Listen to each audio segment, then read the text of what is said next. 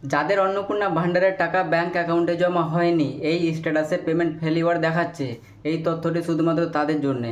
প্রথমে জেনে নিন পেমেন্ট ফেলিওর দেখানোর অর্থ। এই নয় যে আপনার আবেদন বাতিল হয়ে গেছে, বরং এর অর্থ হলো আপনার আবেদন অ্যাপ্রুভ করা হয়েছিল, আপনার নামে টাকাও রিলিজ করা হয়েছিল, কিন্তু আপনার ব্যাংক অ্যাকাউন্টে সংক্রান্ত কোনো সমস্যার কারণে টাকা আপনার অ্যাকাউন্টে জমা হতে পারেনি। তাই স্ট্যাটাসে পেমেন্ট ফেলিওর দেখাচ্ছে।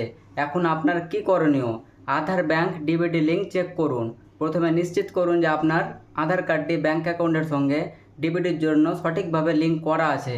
ব্যাংকের তথ্য যাচাই করুন, ব্যাংক অ্যাকাউন্ট সক্রিয় আছে কিনা, কেওয়াইসি সম্পূর্ণ হয়েছে কিনা এবং অ্যাকাউন্টে অন্য কোনো সমস্যা আছে কিনা তা ব্যাংকে গিয়ে একবার যাচাই করে নিন। সব কিছু ঠিক থাকার পরেও টাকা না এলে কি করবেন?